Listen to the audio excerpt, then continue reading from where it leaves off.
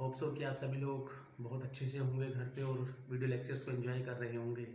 तो बेटा आज एक नया चैप्टर हम लोग स्टार्ट करते हैं, कार्बन एंड इट्स कंपाउंड, यानी आपकी ऑर्गेनिक केमिस्ट्री हम लोग स्टार्ट करते हैं। तो स्टार्ट करने से पहले मैं एक ही बात कहना चाहूँगा बेटा, the chapter is very very important और यहाँ से एनटीएससी के अंदर एक क्वेश्चन आएगा ही आएगा। बहुत इंपॉर्टेंट चैप्टर है, नोट कर लीजिए, क्वेश्चन आना ही आना है। और ये चैप्टर अगर आपको क्लियर हो गया तो आपको 11th और 12th में भी ऑर्गेनिक केमिस्ट्री में प्रॉब्लम नहीं आएगी उसको समझने में। बेसिक्स बहुत ज़्यादा इंपॉर्टेंट है ऑर्गेनिक केमिस्ट्री के अंदर। क्रैमिंग और रट्टा बिल्कुल नहीं चलता। अगर आपके कंसेप्ट क्लियर हैं, हर चीज़ रूल्स क्लियर हैं, तो आप केमिस्ट्री को बड़े एंजॉय करोगे इस चैप्टर के अंदर, ठीक है ना बेटा। और ऑर्गेनिक केमिस्ट्री का वेरी वेरी इंपॉर्टेंट रोल है हमारी लाइफ के अंदर। आप चाहे कुछ भी ले लीजिए, चाहे प्रोटीन्स ले लीजिए, विटामिन्स ले लीजिए, कार्बोहाइड्रेट्स ले लीजिए, ठीक है ना, या फिर पॉलीमर्स ले लीजिए, कुछ भी मेडिसन्स ले लीजिए जो हम डेली लाइफ में यूज़ करते हैं अपने लिए, ठीक है ना। घरों में जो साबुन से लेकर, ऑयल से लेकर, फैट से लेकर कुछ भी चीज़ है वो हमारी क्या है, ऑर्गेनिक केमिस्ट्री है, ठीक है ना। तो जिस बच्चे की ऑर्गेनिक केमिस्ट्री अच्छी होती है तो उसको कंपटीशन में इतनी प्रॉब्लम भी नहीं आती, क्योंकि ऑर्गेनिक ही बच्चे को ज़्यादा उलझाती है कंपटीशन के अंदर। तो आप लोगों को बड़ा रूल्स रेगुलेशन पे और कंसेप्ट पे बड़ा अच्छे से ध्यान देना है। जहाँ पर भी कोई भी प्रॉब्लम हो मुझसे पूछोगे और हम लोग बिना टाइम वेस्ट किए इस चैप्टर को स्टार्ट करते हैं, ठीक है बेटा। ओके। तो बेटा हमारा नेक्स्ट चैप्टर है कार्बन एंड इट्स कंपाउंड। बिल्कुल बेसिक से हम लोग स्टार्ट करते हैं कि व्हाट इज़ ऑर्गेनिक कंपाउंड, क्या होते हैं ऑर्गेनिक कंपाउंड। ऑर्गेनिक कंपाउंड्स वो कंपाउंड्स होते हैं जिनको एनिमल से या प्लांट से डायरेक्टली या इनडायरेक्टली ऑब्टेन किया जाता है। ऐसे केमिकल कंपाउंड्स जिनको लिविंग ऑर्गेनिज्म से डायरेक्टली इनडायरेक्टली लिया जाए उनको हम क्या बोलते हैं, ऑर्गेनिक कंपाउंड्स।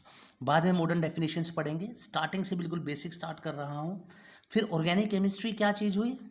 ऑर्गेनिक केमिस्ट्री की वो ब्रांच है, पहले आपको पता होना चाहिए कि केमिस्ट्री की 3 ब्रांच हम लोग जनरली डिवाइड करते हैं, physical chemistry, inorganic chemistry, organic chemistry, जो बाद में फर्दर सब डिवीज़न हो बहुत ज़्यादा मतलब अलग अलग फील्ड में बढ़ जाती है आगे जाके जब आप बड़ी क्लासेस में जाते हो।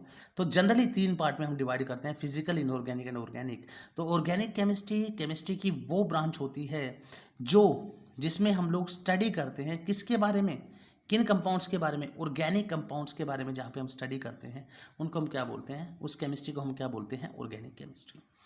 कौन से ऑर्गेनिक कंपाउंड्स, भाई ऑर्गेनिक कंपाउंड्स में आपके पास विटामिन्स आ सकते हैं, प्रोटीन्स हो सकते हैं, फैट्स हो सकते हैं, ऑयल्स हो सकते हैं, शुगर्स हो सकते हैं, पॉलीमर्स हो सकते हैं। Just some examples, just few examples I am writing over here. तो क्लियर हुआ सभी को कि organic chemistry is that branch of chemistry which deals with the study of the organic compounds is called organic chemistry. और organic chemistry में आप कोई भी कंपाउंड अगर ऑर्गेनिक मॉलिक्यूल आप देखोगे तो वहाँ पे कार्बन और हाइड्रोजन आपको जरूर मिलेगा, ठीक है ना।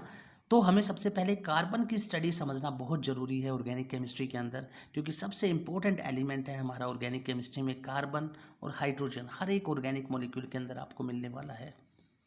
तो सबसे पहले पढ़ते हैं बॉन्डिंग इन कार्बन। और कुछ तरह की बॉन्डिंग होती है वहाँ पे, कोवेलेंट बॉन्ड बनता है। और कोवेलेंट बॉन्ड हमें पता है कैसे बनता है, शेयरिंग ऑफ इलेक्ट्रॉन से।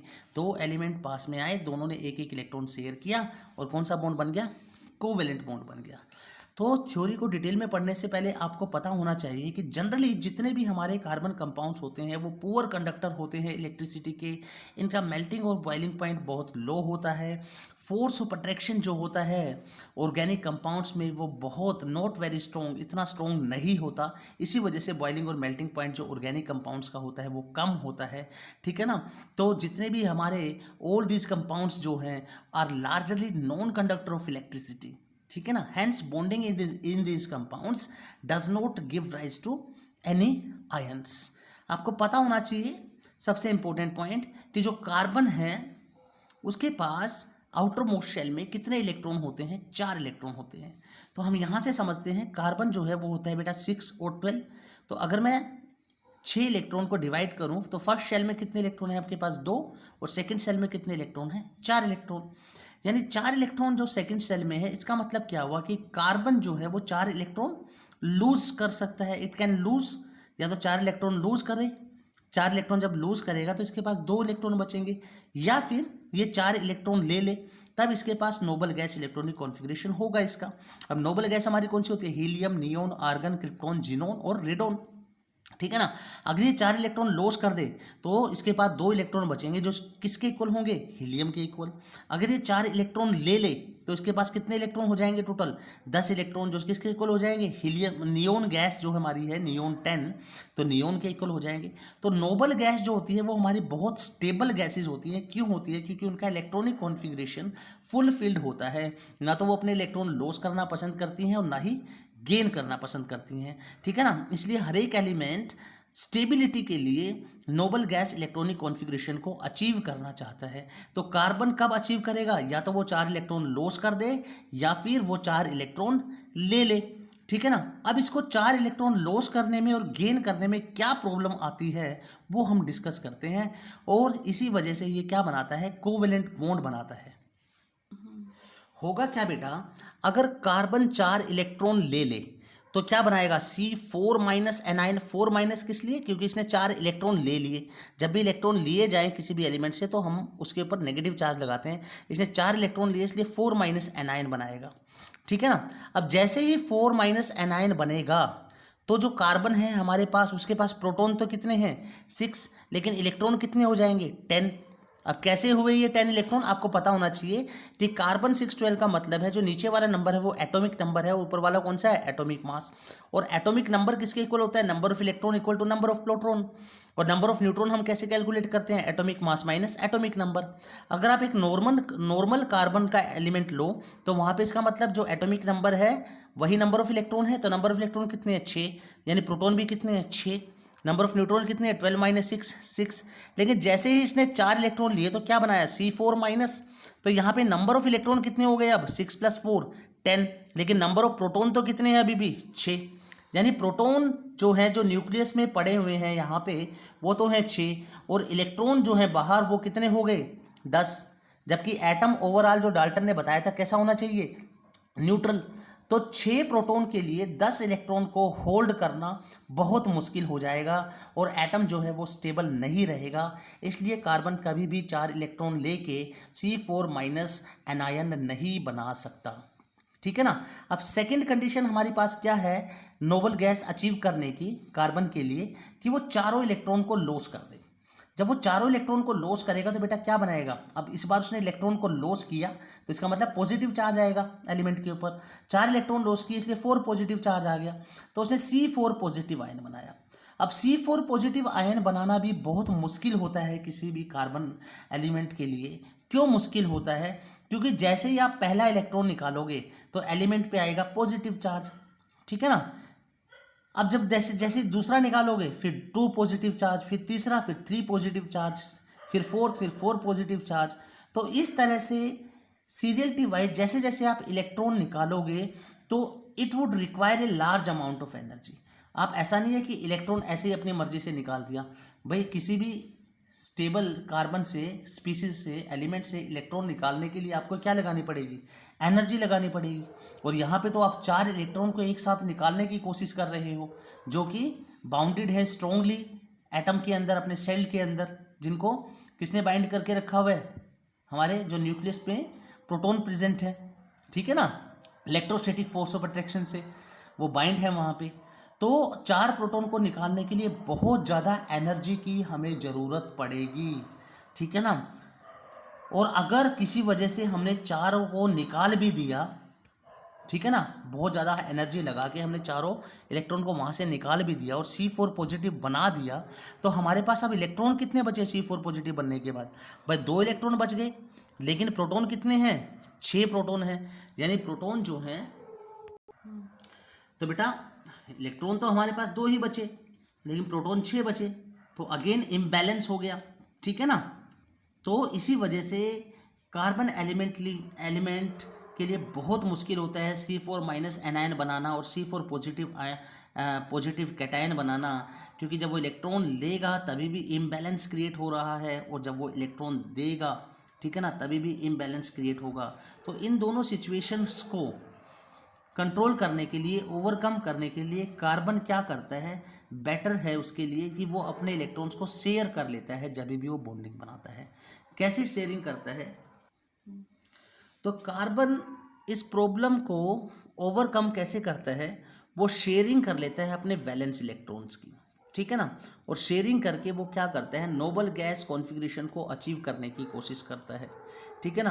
वो कौन से noble gas? Helium, neon, argon, krypton, xenon और रेडोन, जिनके अंदर इलेक्ट्रॉन कितने हैं हमारे पास? हीलियम के अंदर 2, नियोन के अंदर 10, आर्गन में 18, क्रिप्टॉन में 36, जिनोन में 54 और रेडोन में 86। यानी ये 2, 10, 18, 36, 54 और 86 ये नंबर अचीव करना चाहता है हर एक एलिमेंट। इसी को क्या बोलते हैं?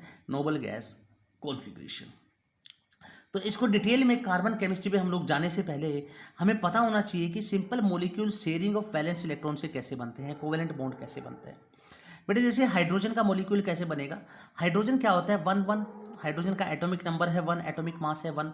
तो एटॉमिक नंबर का मतलब क्या है? नंबर ऑफ इलेक्ट्रॉन भी 1 है, नंबर ऑफ प्रोटॉन भी 1 है यहाँ पे। तो नंबर ऑफ इलेक्ट्रॉन 1 है एक हाइड्रोजन के पास। अब वो क्या चाहेगा? नोबल गैस कॉन्फ़िगरेशन अचीव करना है, यानी 2 इलेक्ट्रॉन अचीव करना चाहेगा। अब वो क्या करेगा? 2 इलेक्ट्रॉन अचीव करने के लिए 2 हाइड्रोजन के एटम जब आपस में पास पास आएंगे तो एक हाइड्रोजन के पास 1 इलेक्ट्रॉन है, दूसरे हाइड्रोजन के पास 1 इलेक्ट्रॉन है, दोनों आपस में शेयरिंग करेंगे अपने इलेक्ट्रॉन्स की और क्या बना लेंगे? H2, ठीक है ना। इस डॉटेड स्ट्रक्चर को हम क्या बोलते हैं? लुईस डॉट स्ट्रक्चर भी बोलते हैं। और इसको पिक्टोरियली अगर आपको रिप्रेजेंट करना है तो हम पिक्टोरियली इस तरह से रिप्रेजेंट करते हैं। एक हाइड्रोजन का एटम है, दूसरा हाइड्रोजन का एटम है, दोनों ने अपने इलेक्ट्रॉन क्या कर लिए? शेयर कर लिए 2 इलेक्ट्रॉन। और याद रहे शेयरिंग के बाद इलेक्ट्रॉन दोनों के अकाउंट में काउंट किए जाएंगे। जैसे 2 इंसान आपस में मिलकर बिजनेस करें, एक ने 50 रुपीज़ ऐड किए, दूसरे ने भी 50 रुपीज़ ऐड किया और 100 रुपीज़ से उसने कोई बिजनेस स्टार्ट किया, ठीक है ना। तो अब उस बिजनेस पे हक किसका होगा? दोनों का हक होगा ना। उसी तरह से शेयरिंग के बाद इलेक्ट्रॉन दोनों के अकाउंट में काउंट होंगे। यानी इस हाइड्रोजन के पास भी 2 इलेक्ट्रॉन हो गए, इस हाइड्रोजन के पास भी 2 इलेक्ट्रॉन हो गए और इन्होंने नोबल गैस कॉन्फ़िगरेशन अचीव कर लिया। और कोई भी एटम इंडिविजुअली एग्जिस्ट नहीं करता नेचर के अंदर, इसलिए वो स्टेबिलिटी के लिए क्या करते हैं? मॉलिक्यूल्स बनाना ज़्यादा पसंद करते हैं। सिमिलरली क्लोरीन Cl2, अकेला क्लोरीन तो एग्जिस्ट नहीं करेगा। क्लोरीन क्या होता है? 17, यानी इसका इलेक्ट्रॉनिक कॉन्फ़िगरेशन 287, आउटर सेल में है 7 इलेक्ट्रॉन, यानी इसको 8 इलेक्ट्रॉन कंप्लीट करने के लिए क्या करना है? ऑक्टेट कंप्लीट करने के लिए 1 इलेक्ट्रॉन की ज़रूरत है। तो क्या होगा? दोनों क्लोरीन के एटम एक दूसरे के पास आएंगे। पहले क्लोरीन के पास भी आउटर शेल में 7 इलेक्ट्रॉन है, दूसरे क्लोरीन के पास भी 7 इलेक्ट्रॉन है। दोनों ने अपना एक एक इलेक्ट्रॉन शेयर किया और एक कोवेलेंट बॉन्ड बीच में बना लिया। और कौन सा मॉलिक्यूल बनाया? Cl2, Cl ये कोवेलेंट बॉन्ड बना लिया। पिक्टोरियली भी आप इसको रिप्रेजेंट कर सकते हो इस तरह से, ठीक है ना। तो शेयरिंग, एक इलेक्ट्रॉन इसने शेयर किया, एक इलेक्ट्रॉन इसने शेयर किया। अब क्लोरीन के पास कितने बच गए? 6 इलेक्ट्रॉन, इसके पास भी 6 इलेक्ट्रॉन। और शेयरिंग के बाद इलेक्ट्रॉन दोनों के अकाउंट में काउंट होंगे। तो अब इसके पास कितने इलेक्ट्रॉन हो गए? 6 + 2 8, और इसके पास भी कितने हो गए? 6 + 2 8। तो ये बात आपको याद रखनी है कि शेयरिंग के बाद इलेक्ट्रॉन दोनों के अकाउंट में काउंट हो जाते हैं। और जो इंडिविजुअल क्लोरीन पहले अनस्टेबल था, अब उसने शेयरिंग के बाद कोवेलेंट बॉन्ड बना लिया और क्या हो गया? वो स्टेबल हो गया। उसने एक स्टेबिलिटी के लिए अपना एक मॉलिक्यूल बना लिया। सॉरी। उसी तरह से बेटा हाइड्रोजन क्लोराइड का मॉलिक्यूल ले लीजिए। अब ये हेटेरो एटम्स की बात कर रहे हैं हम। हाइड्रोजन अलग है, क्लोरीन अलग है। हाइड्रोजन का इलेक्ट्रॉनिक कॉन्फ़िगरेशन कितना है? एक ही इलेक्ट्रॉन है इसके पास एक शेल में, L में 0, M में 0। क्लोरीन के पास 287। अब हाइड्रोजन को अपना डुप्लेट कंप्लीट करने के लिए 1 इलेक्ट्रॉन चाहिए और क्लोरीन को अपना ऑक्टेट कंप्लीट करने के लिए 1 इलेक्ट्रॉन चाहिए। इसलिए दोनों की ज़रूरत है, इसलिए दोनों ने क्या किया? दोस्ती की, पास पास आए एक दूसरे के। हाइड्रोजन के पास 1 इलेक्ट्रॉन है, क्लोरीन के पास आउटर शेल में 7 इलेक्ट्रॉन है, 7 इलेक्ट्रॉन है। इसको भी 1 इलेक्ट्रॉन चाहिए अपना ऑक्टेट कंप्लीट करने के लिए, इसको भी 1 इलेक्ट्रॉन चाहिए अपना डुप्लेट कंप्लीट करने के लिए। दोनों ने अपने इलेक्ट्रॉन शेयर किया और क्या बना लिया? HCl। और बीच में ये क्या है हमारा? एक कोवेलेंट बॉन्ड इन दोनों के बीच में बन गया। और पिक्टोरियली जब हम देखते हैं, अब दोनों ने अपना ऑक्टेट कंप्लीट कर लिया। इसके पास भी 2 इलेक्ट्रॉन हो गए और इसके पास भी 6 और 2 8 इलेक्ट्रॉन हो गए। तो ये एक स्टेबल मॉलिक्यूल मेरे पास बन गया। तो इस तरह से हमारे पास मॉलिक्यूल्स जो है बनते हैं, ठीक है।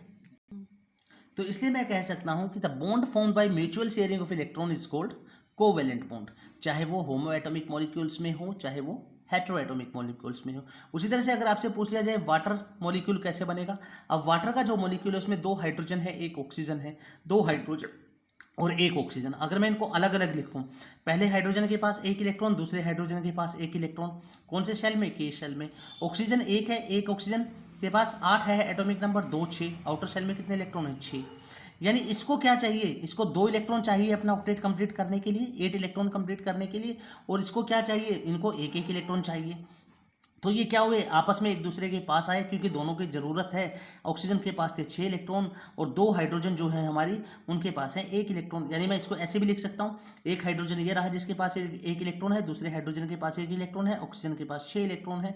तो इसने इसके 1 इलेक्ट्रॉन के साथ शेयरिंग की, इसने इसके 1 इलेक्ट्रॉन के साथ शेयरिंग की, तो ऑक्सीजन के पास कितने बच गए, 4, और एक एक इलेक्ट्रॉन यहाँ पे शेयर कर लिया हाइड्रोजन ने और ऑक्सीजन ने। तो इस तरह से हमारे पास क्या बन गया, एक वाटर का स्टेबल मॉलिक्यूल बन गया, न्यूट्रल मॉलिक्यूल बन गया। तो पिक्टोरियल भी आप इसको दिखा सकते हो, ठीक है बेटा। और शेयरिंग वाले इलेक्ट्रॉन हमारे पास ये अलग से दिखाई दे रहे हैं यहाँ पे। Formation of methane molecule, carbon ना तो C4 पॉजिटिव बना सकता है ना ही C4 माइनस बना सकता है। क्यों, क्योंकि C4 माइनस बनाने में भी प्रॉब्लम है और C4 पॉजिटिव बनाने में भी प्रॉब्लम है, जो मैंने स्टार्टिंग में ही डिस्कस किया। तो कार्बन क्या करना पसंद करता है, शेयरिंग ऑफ इलेक्ट्रॉन करना पसंद करता है, कोवेलेंट बॉन्ड बनाना पसंद करता है। कार्बन के पास है आउटर शेल में 4 इलेक्ट्रॉन, तो इसने क्या किया, जैसे इसके पास 4 हाइड्रोजन आए जिनके पास 1 इलेक्ट्रॉन था, तो इसने उनके साथ चारों हाइड्रोजन के साथ अपना एक एक इलेक्ट्रॉन शेयर किया, ठीक है ना, और क्या बना लिया, CH4 का मॉलिक्यूल बना लिया। पिक्टोरियली भी आप इसको दिखा सकते हो इस तरह से। फॉर्मेशन ऑफ अमोनिया मॉलिक्यूल कैसे बना, 1 नाइट्रोजन 3 हाइड्रोजन। नाइट्रोजन क्या होता है, 7 मतलब 2 5, आउटर मोस्ट शेल में कितने इलेक्ट्रॉन है, 5 इलेक्ट्रॉन है, 2 4 और 1 5, और इधर से 3 हाइड्रोजन के पास अपने एक एक इलेक्ट्रॉन है। तो नाइट्रोजन के 3 इलेक्ट्रॉन क्या करेंगे, हाइड्रोजन के 3 डिफरेंट हाइड्रोजन के साथ अपना एक एक इलेक्ट्रॉन शेयर करेंगे। यहाँ पे ये शेयरिंग ऑफ इलेक्ट्रॉन मैंने दिखा दिया। तो नाइट्रोजन के पास क्या बच गया, एक लोन पेयर बच गया, और उसने क्या बना लिया, अमोनिया का मॉलिक्यूल बना लिया। नाइट्रोजन के पास ये 2 इलेक्ट्रॉन बच गए यहाँ पे, ठीक है ना, जिनको मैं क्रॉसिंग से दिखा रहा हूँ, और 3 इलेक्ट्रॉन इसने क्या किया, हाइड्रोजन के साथ शेयरिंग करके अमोनिया का मॉलिक्यूल बना लिया। Pictorial representation also you can see over here. Nitrogen के पास आउटर मोस्ट शेल में 5 इलेक्ट्रॉन थे, 2 बच गए, और एक एक इलेक्ट्रॉन उसने क्या किया, हाइड्रोजन के साथ शेयर किया, और हाइड्रोजन ने भी अपना एक एक इलेक्ट्रॉन नाइट्रोजन के साथ शेयर कर लिया। अब देखो सबका ऑक्टेट कंप्लीट है। अगर नाइट्रोजन के पास टोटल इलेक्ट्रॉन कितने हो गए, क्योंकि नाइट्रोजन ने बिजनेस किया किसके साथ, 3 पार्टनर के साथ, तो यहाँ पे 2 2 4 और 2 6 और 2 इसके पास हैं, 8 इलेक्ट्रॉन हो गए। अब हाइड्रोजन ने जब बिजनेस किया इसके साथ नाइट्रोजन से, तो हाइड्रोजन को क्या फायदा हुआ, पहले उसके पास 1 इलेक्ट्रॉन था, 1 इसने दिया, अब इसके पास कितने हो गए, 2 इलेक्ट्रॉन हो गए, डुप्लेट कंप्लीट, इस हाइड्रोजन का भी डुप्लेट कंप्लीट, इस हाइड्रोजन का भी डुप्लेट कंप्लीट। तो जैसे बिजनेस में दोनों पार्टनर्स को फायदा होता है, उसी तरह से नेचर के अंदर एलिमेंट्स भी अपने फायदे के लिए, अपना ऑक्टेट कंप्लीट करने के लिए, अपना डुप्लेट कंप्लीट करने के लिए, to attain the noble gas configuration, they come closer to each other and form the molecule over there. तो बेटा आप लोगों का काम है इसको अच्छे से करना, और ये न्यूमेरिकल्स आपको खुद ट्राई करने हैं। आपको क्या करना है, first question is draw the Lewis dot structure for the formation of CH3Cl, acetic acid, hydrogen sulphide, acetone, fluorine, iodine, bromine और मिथेनॉल। इन जो है कितने हो गए, 1 2 3 4 5 6 7 8 मॉलिक्यूल्स का लुईस डॉट स्ट्रक्चर आप लोग बनाओगे, जो आप लोगों को डाउट सेशन में मुझे दिखाना पड़ेगा। ओके बेटा, थैंक यू।